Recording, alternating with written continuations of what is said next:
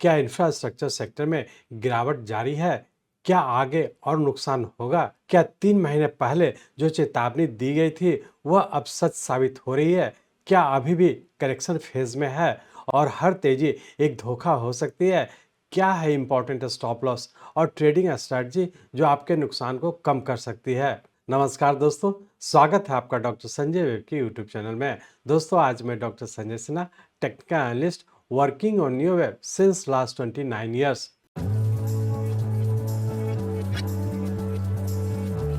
Start करने से पहले मैं समझता हूं कि आप लोग निश्चित रूप से डिस्क्लेमर को अच्छे से देखकर पढ़कर समझ लिए होंगे। इस चैनल पर दिए गए सभी कंटेंट एजुकेशनल पर्पस से बनाए गए हैं और इसका उद्देश्य किसी भी प्रकार की एडवाइस या रिकमेंडेशन करना नहीं है। हम सेबी रजिस्टर्ड फिनेंशियल एडवाइजर नहीं है, इसलिए हम आपको स्ट्रिक्टली सलाह देते हैं कि अपने प्रोफेशनल के कंसल्टेशन के बिना आप कोई भी डिसीजन, फिनेंशियल इन्वेस्टमेंट, ट्रेडिंग या कुछ भी ना करें। कुछ भी प्रॉफिट या लॉस होता है तो उसके लिए रिस्पॉन्सिबल आप खुद होंगे। अक्टूबर मंथ के हमारे इंफ्रास्ट्रक्चर सेक्टर पर वीडियो नियो वेब ने दिया सुनामी का सायरन में हमने रियल टाइम चार्ट पर बड़े गिरावट के वेव मूवमेंट को फोरकास्ट किया था।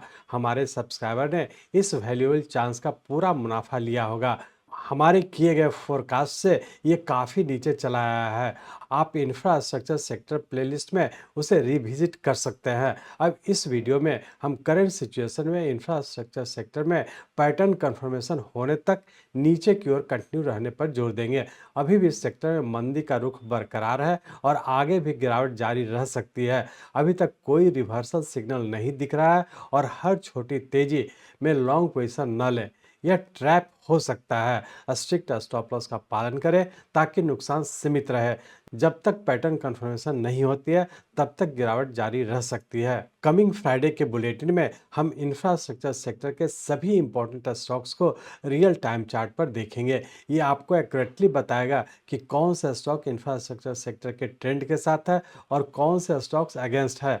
इंफ्रास्ट्रक्चर सेक्टर ट्रेडिंग और इन्वेस्टिंग के करंट सिचुएशन में न्यू एनालिसिस के रोबस्ट एप्लीकेशन से हिडन सीक्रेट्स एंड टिप्स प्राप्त करें जो मार्केट में मैक्सिमम लोग मिस कर जाते हैं। तो बिना देरी किए इन सभी चीज़ों को समझने के लिए चलिए हम लोग चलते हैं इंफ्रास्ट्रक्चर सेक्टर के रियल टाइम चार्ट पर। ये इंफ्रास्ट्रक्चर सेक्टर का मंथली चार्ट है। इस मंथली चार्ट में हम लोग देख रहे हैं कि हमारे पास जो डाटा है 2010 से है और इस डाटा के तहत देख रहे हैं कि हमारे पास जो करेक्टिव फॉल था उसका एंड पॉइंट जो मार्च 2020 में कोविड के टाइम में जो लो बना, यही हमारा लोएस्ट पॉइंट करेक्शन का एंड पॉइंट था और पुनः यहाँ से हम लोग राइजिंग ट्रेंड में इंटर कर चुके। तो हम लोग ये कह सकते हैं कि 24 मार्च 2020 से हम लोग का राइजिंग ट्रेंड कंटिन्यू हुआ, जिसके तहत ऊपर की ओर हम कंटिन्यू कर चुके।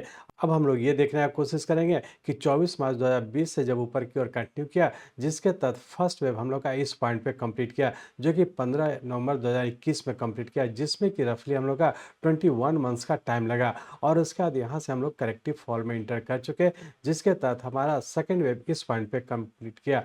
चूंकि हम लोग यहाँ पर जब 0 टू ट्रेंड लाइन ड्रॉ कर रहे हैं तो हमारा इसी पॉइंट को टच कर रहा है। सेकंड वेव हमारा इस पॉइंट पे कंप्लीट किया और उसका पुनः हम लोग फिर से ऊपर की ओर कंटिन्यू कर चुके। अब हम लोग ये देखने की कोशिश करेंगे कि मार्च 2020 का जब ऊपर की ओर कंटिन्यू किया तो इसका सबऑर्डिनेट वेव किस पैटर्न में है और आने वाले समय में क्या होने की संभावना है। तो इसके लिए हम लोग इस मंथली चार्ट को कन्वर्ट करते हैं वीकली चार्ट में।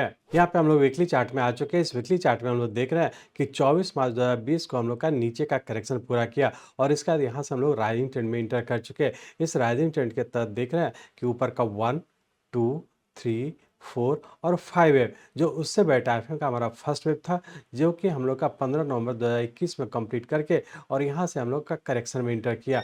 इस करेक्शन के तहत देख रहे हैं कि 15 नवंबर 2021 से लेकर के 29 मार्च 2023 तक का रफली 16 महीना का हम लोग का करेक्शन था, जो कि एक फ्लैट पैटर्न के फॉर्म में करेक्शन हुआ, जिसके तहत नीचे का ए, बी और सी वेव, यहाँ पे हम लोग का सी वेव फेल्योर हो गया जो कि 29 मार्च 2023 में कंप्लीट किया। उससे बड़े टाइम फ्रेम का हमारा सेकंड वेव हो गया, क्योंकि यहाँ से जब 0 टू ट्रेंड लाइन ड्रॉ कर रहा है तो इसी पॉइंट को टच कर रहा है। ये हमारा सेकंड वेव है और इस सेकंड वेव के सबऑर्डिनेट वेव ए, बी और सी एक फ्लैट पैटर्न का फॉर्मेशन हुआ है, जिसके अंतर्गत सी वेव हमारा फेल्योर हो गया और उसके बाद पुनः यहाँ से हम लोग राइजिंग ट्रेंड में इंटर कर चुके। अब हम लोग ये देखने की कोशिश करेंगे कि सेकेंड वेव कंप्लीट करने का जब ऊपर की ओर कंटिन्यू किया तो इसका सबऑर्डिनेट वेव किस पैटर्न में है और आने वाले समय क्या होने की संभावना है। अब यहाँ पे हम लोग वॉल्यूम को भी एनालाइज कर लेते हैं। तो यहाँ पे हम लोग देख पा रहे हैं कि वॉल्यूम जब फर्स्ट वेव में हम लोग इंटर किए थे उस समय हम लोग का वॉल्यूम इंक्रीज किया था और इसका सेकेंड वेव में हम लोग का वॉल्यूम डिक्रीज किया। ये इंडिकेट करा कि ये सेकेंड वेव ही था और उसका सेकेंड वेव कंप्लीट करने का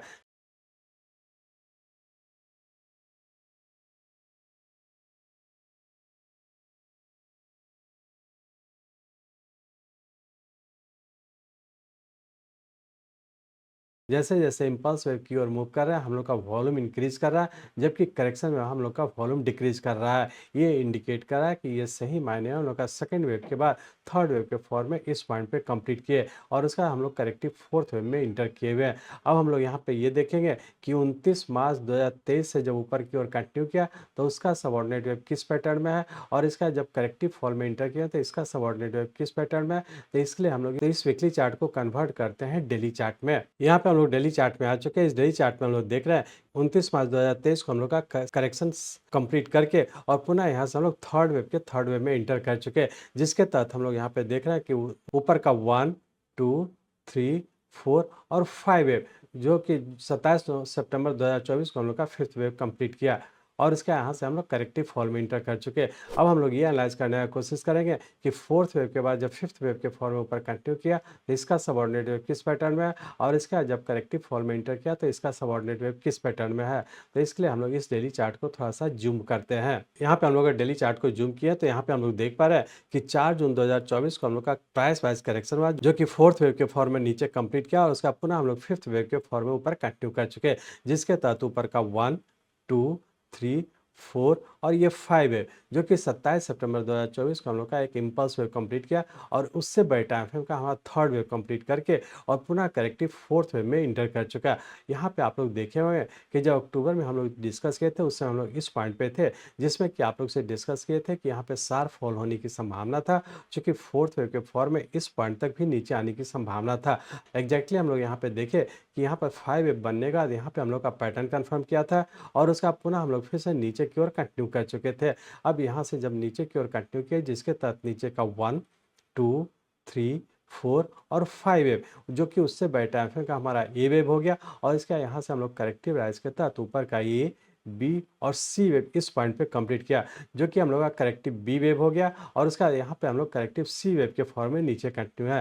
तो यहाँ पे आप लोग देख रहे हैं कि 27 सितंबर 2024 का जब नीचे की ओर कंटिन्यू किया जिसके तहत नीचे का ए बी और सी वेव के पैटर्न में हम लोग नीचे कंटिन्यू है, जबकि यहाँ पे हम लोग रिट्रेसमेंट को फॉलो करते हैं तो यहाँ पे हम लोग देख पा रहे हैं कि नीचे की ओर ए बी बनने में इस ए वेव का 61.8% से नीचे है। ये इंडिकेट कर रहा है कि यहाँ से जो करेक्टिव फॉल हुआ ये हमारा जिगजैग पैटर्न में है और इस जिगजैग पैटर्न के तहत नीचे का ए बी और सी वेव के फॉर्म में नीचे कंटिन्यू है और सी वेव इस पॉइंट पे जो कि हम लोग का 4 जून 2024 फोर्थ वेव बना था इस प्लेस के आसपास कहीं ना कहीं पूरा होने की संभावना है।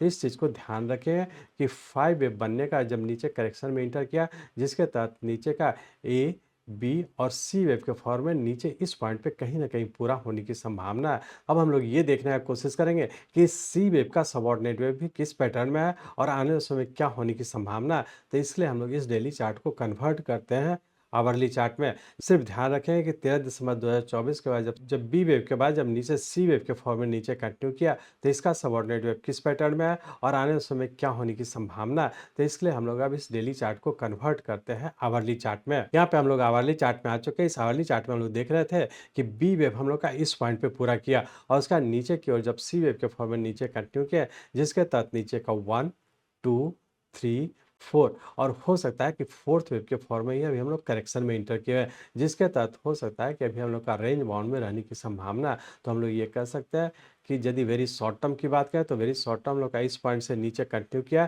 जो कि 3 जनवरी 2025 से हम लोग का नीचे कंटिन्यू किया जिसके तहत नीचे का थर्ड वेव इस पॉइंट पे पूरा किया। ये हम लोग अभी करेक्टिव फोर्थ वेव में है और पुनः फिर से नीचे कंप्लीट करके और जब भी हम लोग का ऊपर का पैटर्न कंफर्म करता है तभी हम लोग मानेंगे कि इंफ्रास्ट्रक्चर हम लोग का नीचे कंप्लीट करके ऊपर की ओर कंटिन्यू किया। उसके पहले जो भी राइज होता है हम लोग का करेक्टिव राइज होगा और करेक्टिव राइज में यदि लॉन्ग पोजिशन बना तो एग्जिट हो जाए और यदि पैटर्न कंफर्म होता है तभी हम लोग फिर से लॉन्ग पोजीशन बनाने का कोशिश करेंगे। यदि वेरी शॉर्ट टर्म की बात करें तो वेरी शॉर्ट टर्म के लिए हम लोग का ऊपर का जो स्टार्टिंग लेवल होगा ये वाला पॉइंट होगा, जो कि 8650 का है।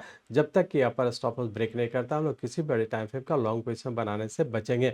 जबकि शॉर्ट टर्म की बात करें तो शॉर्ट टर्म के लिए हम लोग का ऊपर का जो स्टॉप लॉस होगा ये वाला पॉइंट होगा, जो कि 9000 का है। तो जब तक कि शॉर्ट टर्म का अपर स्टॉप लॉस 9000 ब्रेक नहीं करता हम लोग किसी भी शॉर्ट टर्म के लिए लॉन्ग पोजीशन बनाने का कोशिश नहीं करेंगे। तो हम लोग फाइनली ये कह सकते हैं कि इंफ्रास्ट्रक्चर सेक्टर हम लोग का वेरी शॉर्ट टर्म में भी नीचे कंटिन्यू है, जबकि शॉर्ट टर्म में भी अभी हम लोग का नीचे कंटिन्यू है। यदि मीडियम टर्म की बात करें तो मीडियम टर्म के लिए भी हमारा स्टॉप लॉस यही वाला पॉइंट है, जो कि 9000 का है। तो फाइनली हम लोग ये कह सकते हैं कि मीडियम टर्म में भी हम लोग का इस पॉइंट से नीचे कंटिन्यू किया है, जिसके तहत नीचे कहीं ना कहीं पूरा होने की संभावना है।